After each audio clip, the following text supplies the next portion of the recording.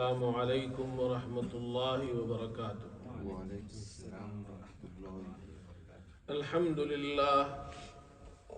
الحمد للہ وکفا وسلام علی عباده الذین اصطفى، اما بعد فاعوذ باللہ من الشیطان الرجیم، بسم اللہ الرحمن الرحیم۔ إن في خلق السماوات والأرض واختلاف الليل والنهار لآيات لأولي الألباب الذين يذكرون الله قياما وقعودا وعلى جنوبهم ويتفكرون في خلق السماوات والأرض ربنا ما خلقت هذا باطلا سبحانك فقنا عذاب النار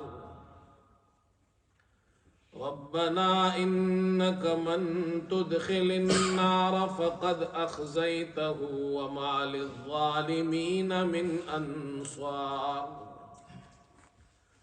ربنا إننا سمعنا مناديا ينادي للإيمان أن آمنوا بربكم فآمنا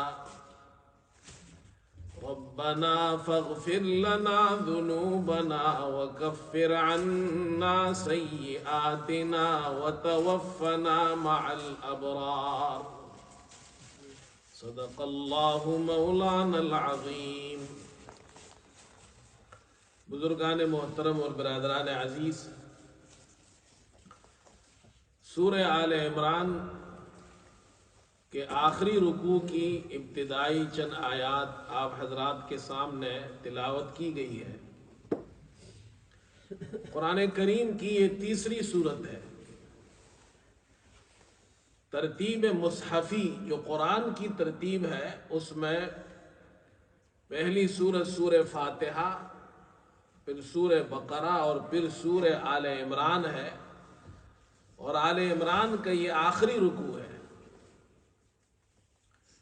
اس رکوع کے بارے میں احادیث میں یہ آتا ہے کہ ایک رات حضرت صلی اللہ علیہ وسلم حضرت عائشہ رضی اللہ تعالی عنہا کے پاس تشریف لائے، اور ام المومنین حضرت عائشہ رضی اللہ عنہ فرماتی ہے کہ آپ تشریف لائے اور آپ نے لحاف کے اندر آپ میرے ساتھ آ کر شامل ہوئے، اور پھر آپ نے ارشاد فرمایا کہ مجھے اجازت دو میں اللہ کی عبادت کروں۔ چنانچہ آپ نے نماز پڑھنا شروع کی، اور جب قیام کیا تو آپ روتے رہے، اتنا روئے کہ سینہ مبارک آنسوؤں سے تر ہو گیا۔ پھر رکوع میں بھی اسی طرح، سجدے میں بھی۔ صبح ہوئی، حضرت بلال رضی اللہ عنہ نے اذان دی۔ جب آپ تشریف لے جانے لگے تو امی عائشہ رضی اللہ عنہ نے عرض کی، اللہ کے رسول آپ اتنی عبادت کرتے، اتنا مجاہدہ کرتے ہیں، آپ تو بخشے بخشائے ہیں۔ فرمایا کیا میں اللہ کا شکر گزار بندہ نہ بنوں؟ اللہ کی شکر گزاری کے لیے تو میں عبادت کرتا ہوں، اس اللہ کا شکر ادا کرتا ہوں، ان سجدوں کے ذریعے، رکوعوں کے ذریعے، قیام کے ذریعے۔ اور پھر آپ صلی اللہ علیہ وسلم نے ارشاد فرمایا کہ آج کی رات یہ آیتیں مجھ پر نازل ہوئی، یہ جو آپ کے سامنے تلاوت کی گئی سورہ آل عمران کے آخری رکوع کی، اور آپ صلی اللہ علیہ وسلم نے یہ ارشاد فرمایا وَيْلٌ لِّمَنْ قَرَأَهَا وَلَمْ يَتَفَكَّرْ فِيهَا، تباہی ہے اس شخص کے لیے جو ان آیتوں کو پڑھے اور اس میں غور و فکر نہ کرے۔ تو اللہ کے رسول صلی اللہ علیہ وسلم نے مسلمانوں کو، ایمان والوں کو قرآن کی ان آیات کو پڑھنے اور اس میں غور و فکر کرنے کی تعلیم دی ہے۔ ان آیات مبارکہ میں اللہ رب العزت نے عقل مند لوگوں کا ذکر کیا ہے کہ عقل مند لوگ کون ہے، عقل مند لوگوں کی کیا صفات ہے۔ ایک تو وہ ہے جو دنیا میں ہم اور آپ یہ سمجھتے ہیں کہ فلاں آدمی بڑا عقل مند ہے، بڑا سمجھدار ہے جی، ہمارا سکیل اور ہے، ہمارے پاس جو ترازو ہے لوگوں کو تولنے کا، ان کی سمجھ بوجھ کو اور عقل کو تولنے کا ترازو اور ہے۔ لیکن قرآن نے جو میزان دیا ہے اور قرآن نے جو ترازو دیا ہے کہ اس ترازو سے تولو کہ عقل مند لوگ کون ہوتے ہیں۔ فرمایا ان فی خلق السماوات والارض واختلاف اللیل والنہار لآیات لأولی الالباب، بے شک آسمانوں اور زمین کی تخلیق میں، خلق میں عقل مند لوگوں کے لیے نشانیاں ہیں۔ واختلاف اللیل والنہار، رات اور دن کے اختلاف میں، اس میں بھی غور و فکر کرے، اس میں نشانیاں ہیں عقل مند لوگوں کے لیے۔ یہ رات جاتی ہے دن آتا ہے، پھر دن جاتا ہے پھر رات آتی ہے، کتنا بڑا نظام ہے اللہ کا۔ یہ اس بات پر صبح اور شام، رات اور دن کا آنا جانا اس بات کی دلیل ہے کہ اللہ اس نظام کو چلا رہا ہے۔ غور و فکر کریں اس میں، اپنے رب کو پہچانے۔ یہ عقل مند لوگ ہیں۔ عقل مند لوگ اللہ کے نزدیک وہ ہے جن کی اللہ نے ان آیات میں چند صفات بیان کی ہیں۔ پہلی صفت یہ بیان کی ہے، فرمایا الذین یذکرون اللہ قیاما وقعودا وعلی جنوبہم، عقل مند لوگ وہ ہے جو اللہ کو یاد کرتے ہیں، کھڑے ہوئے، بیٹھے ہوئے اور کروٹوں پر، ہر حال میں اللہ کو یاد کرتے ہیں۔ انسان تین حالات میں ہوتا ہے، یا تو وہ کھڑا ہوتا ہے، یا بیٹھا ہوتا ہے، یا لیٹا ہوتا ہے۔ ہر حال میں اللہ کو یاد کرنے والے لوگ ہیں۔ عقل مند انسان ہر حال میں اللہ کو یاد کرتا ہے۔ اب ہر حال میں اللہ کو کیسے یاد کرے؟ ہر حال میں اللہ کو یاد کرے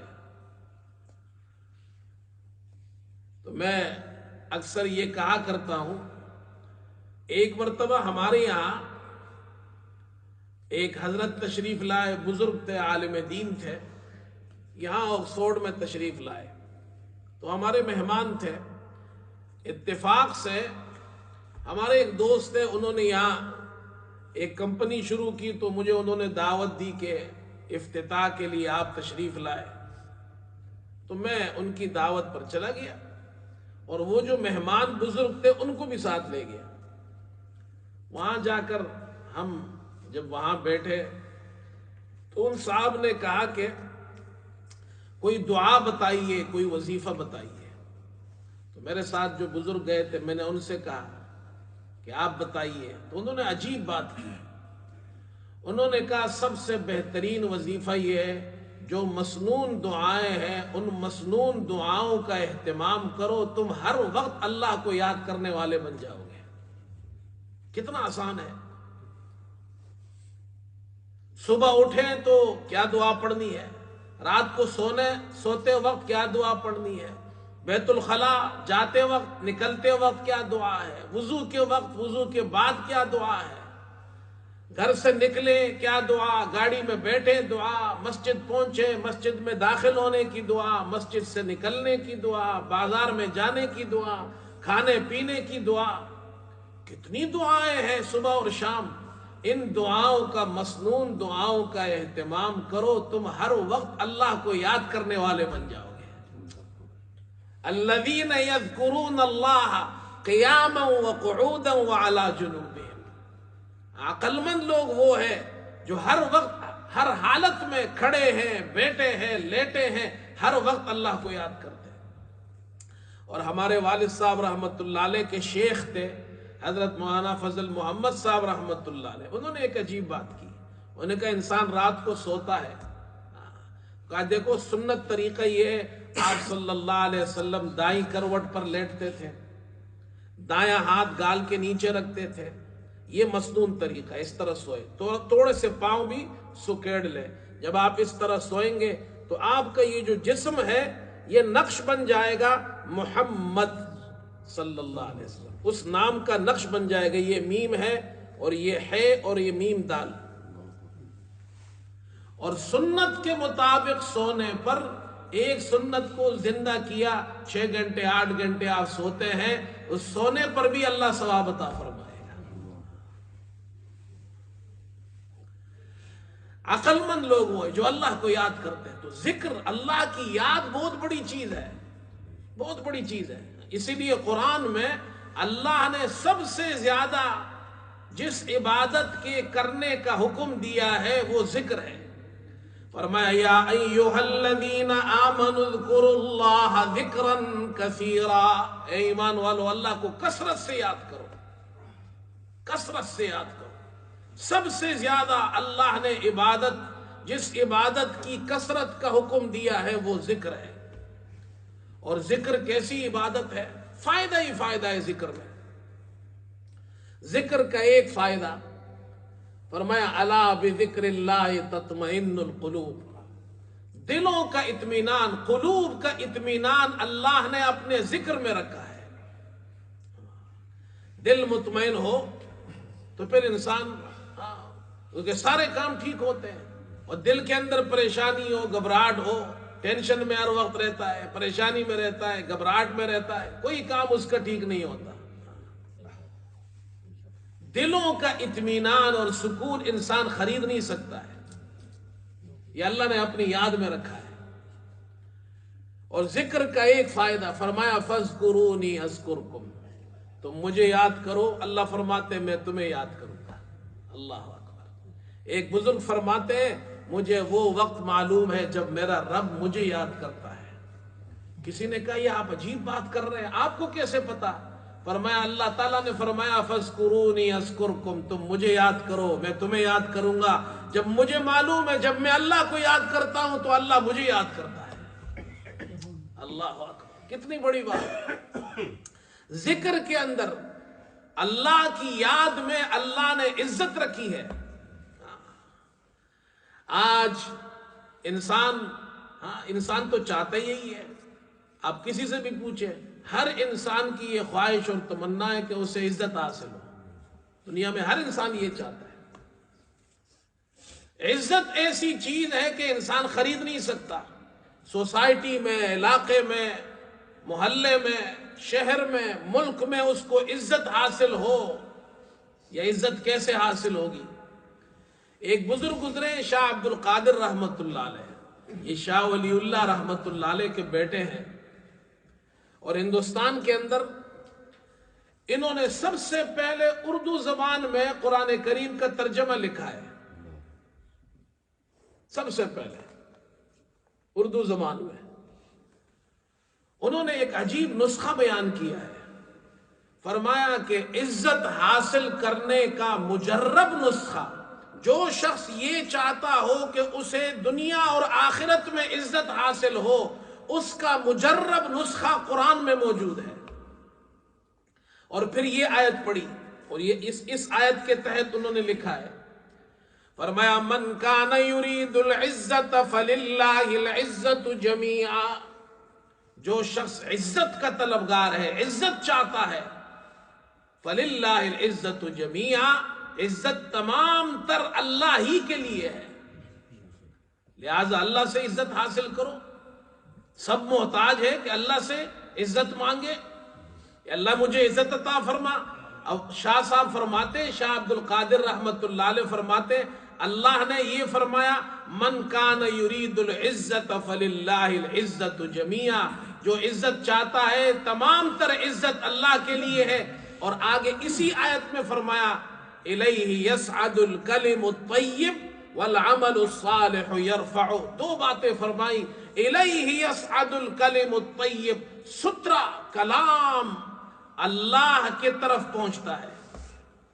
سترا کلام، یہ سترا کلام، یہ کلم الطیب، یہ کیا ہے؟ الکلم الطیب. یہ تسبیح ہے، تحمید ہے، اللہ کا ذکر ہے، لا الہ الا اللہ ہے، سبحان اللہ ہے، الحمدللہ ہے، اللہ اکبر ہے. یہ الکلم الطیب، یہ سترا کلام ہے.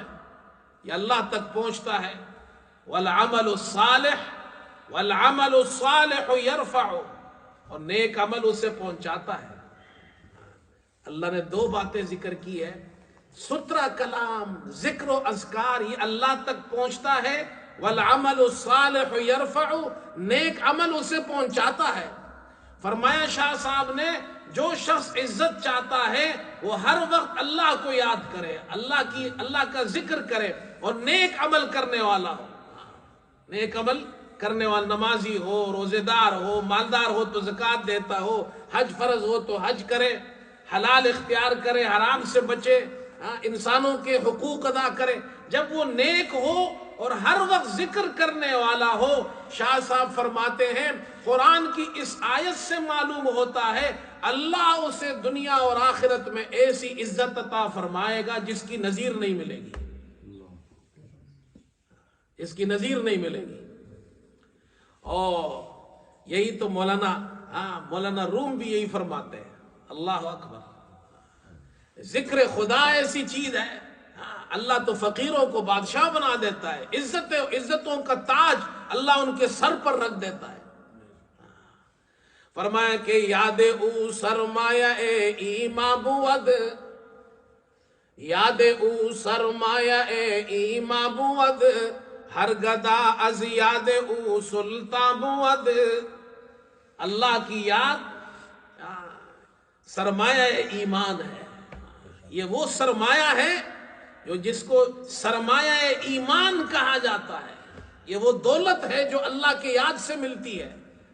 ہر گدا از یاد او سلطان بود، اور ہر فقیر اور گدا اللہ کی یاد سے بادشاہ بن جاتا ہے. یاد او سرمایہ ایما بود، ہر گدا از یاد او سلطان بود.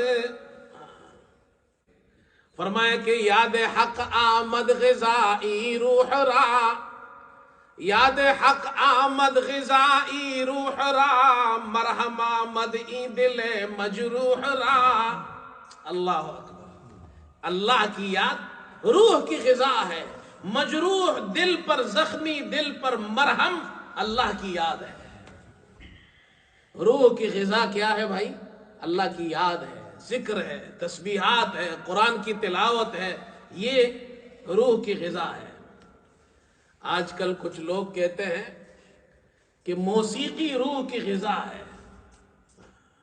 موسیقی کیا ہے؟ روح کی غذا ہے. تو بھائی میں ان سے دو باتیں کہتا ہوں.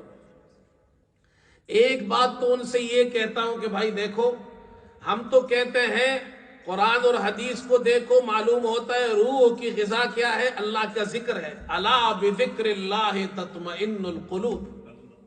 روح کی غذا تو اللہ کا ذکر ہے، قرآن کی تلاوت ہے، تسبیحات ہے، نماز ہے. اگر آپ کہتے ہیں کہ موسیقی روح کی غذا ہے تو کوئی قرآن اور حدیث میں، دین میں آپ کو موسیقی کی کوئی فضیلت ملی ہے؟ کوئی ایسی بات ملی ہے؟ ہمیں تو نہیں ملی. قرآن اور حدیث میں غور و فکر کیجئے تو مذمت کی گئی ہے موسیقی کی. حضرت عبداللہ ابن عمر نافع کے ان کے ساتھ جا رہے تھے، راستے میں ڈول کی آواز آئی، کان میں انگلیاں دی. نافع سے پوچھا آواز آ رہی ہے؟ تو انہوں نے کہا نہیں اب نہیں آ رہی. کہا کہ اسی طرح ایک مرتبہ میں حضرت صلی اللہ علیہ وسلم کے ساتھ جا رہا تھا، دور سے آواز آئی ڈول کی، آپ صلی اللہ علیہ وسلم نے کانوں میں انگلیاں دی. اب کچھ لوگ ایسے ہیں اس حدیث سے سمجھنے کے بجائے الٹا جناب اپنے لیے راستہ نکالتے ہیں. عبداللہ ابن عمر رضی اللہ عنہ نے کان میں انگلیاں دی، کان بند کیے. رسول کریم صلی اللہ علیہ وسلم نے کان بند کیے. یہ کافی نہیں ہے سمجھنے کے لیے؟ کہتے نہیں وہ جو نافع جا رہا تھا ساتھ میں، ان کو کیوں نہیں کہا کان بند کرو؟ دیکھو بھائی، اب شیطان جب گمراہ کرتا ہے تو کیسے گمراہ کرتا ہے؟ بھائی وہ گانے کی مجلس تو نہیں تھی، راستے میں سے جا رہے تھے، دور سے ڈول کی آواز آ رہی تھی. ایک بات. دوسری بات یہ ہے کہ وہ جو نافع تھے وہ اس وقت بچے تھے. لیکن یہ سیدھی سیدھی بات کیوں سمجھ میں نہیں آ رہی کہ رسول کریم صلی اللہ علیہ وسلم نے کانوں میں انگلیاں دی تو روح کی غذا کیسے ہو گئی؟ ہمارے یہاں اللہ معاف فرمائے، میں جب پاکستان میں تھا تو ہمارے یہاں وہ جو منی بسیں چلتی ہے کراچی کے اندر، بسیں ہوتی ہیں منی بسیں، ٹیکسیوں والے، ایک مرتبہ میں ایک منی بس میں بیٹھا ہوا تھا، میرے ہاتھ میں کچھ کتابیں تھیں، وہ جو کنڈکٹر تھا وہ میرے پاس آیا، انہوں نے کہا مولوی صاحب آپ کے ہاتھ میں کیا ہے؟ قرآن ہے؟ اچھا، وہ منی بس میں اس وقت گانے چل رہے تھے، زور سے میوزک چل رہا تھا، تو اس نے دیکھا کتابیں ہیں، تو کہا اچھا ٹھیک ہے قرآن نہیں ہے کتابیں ہیں۔ میں نے کہا آپ کیوں پوچھ رہے ہیں؟ کہتے ہیں قرآن ہو تو میں اس کو بند کر دوں، اگر قرآن ہے تو میں میوزک بند کر دوں۔ میں نے کہا جی قرآن تو ہے۔ کہتے کدھر ہے جی؟ قرآن تو نہیں نظر آیا۔ میں نے کہا جی ہے، کدھر ہے؟ میں نے کہا ادھر ہے۔ میں نے کہا جی ادھر ہے، بند کرو۔ اب طالب علم، ہم تو طالب علم تھے اس وقت، اب وہ جو آگے پیچھے لوگ بیٹھے تھے وہ بھی سن رہے ہیں۔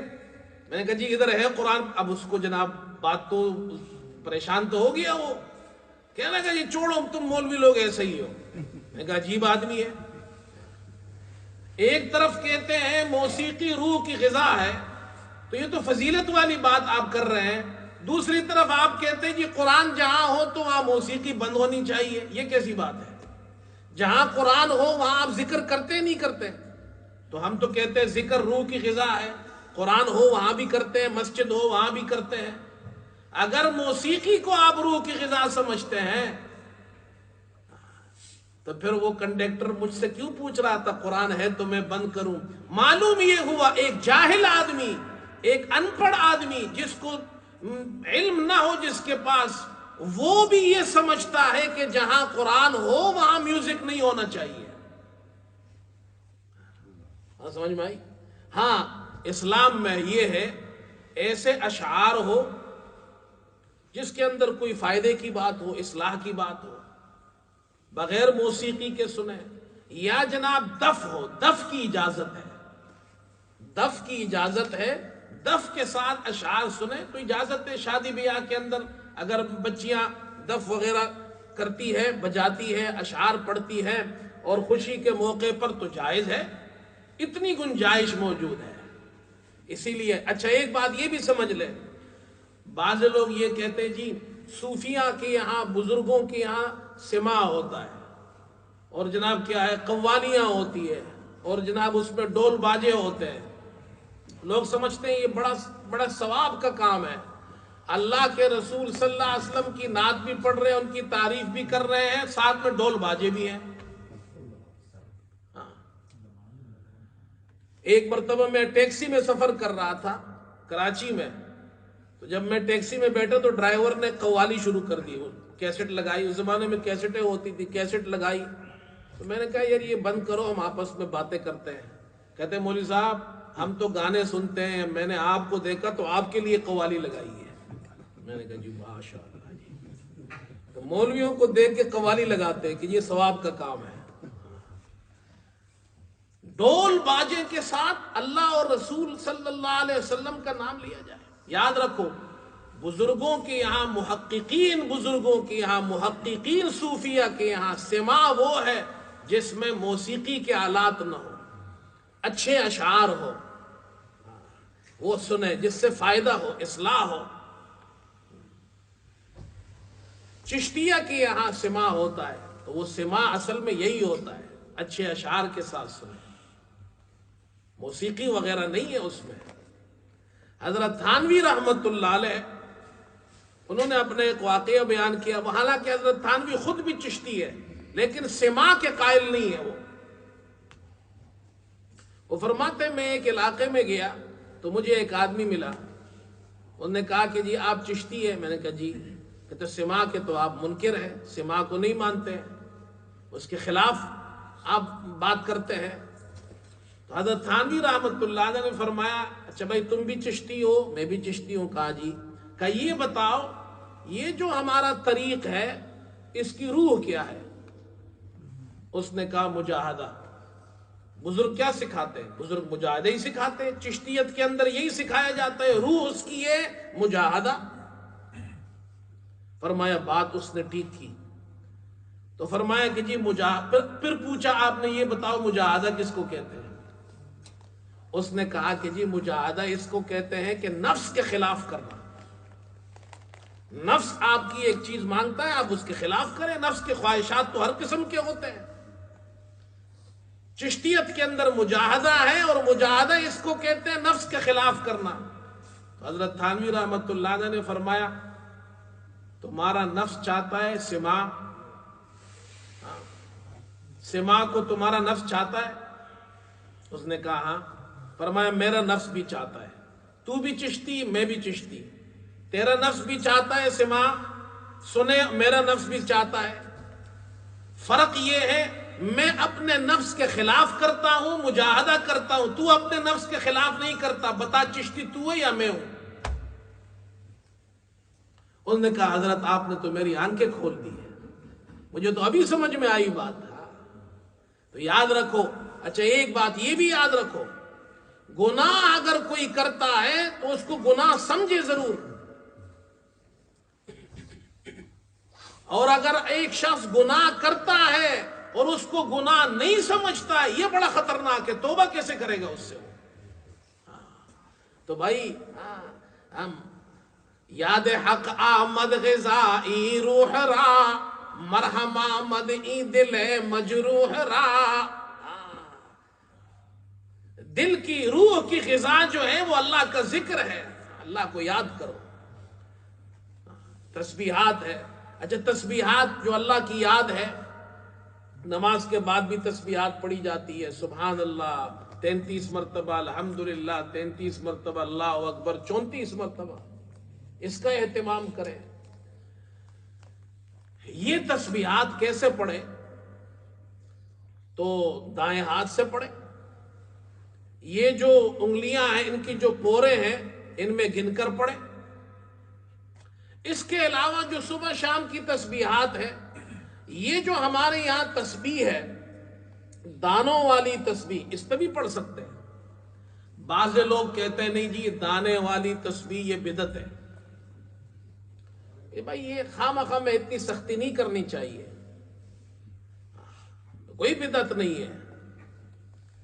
اور احادیث میں ایسی روایات موجود ہے.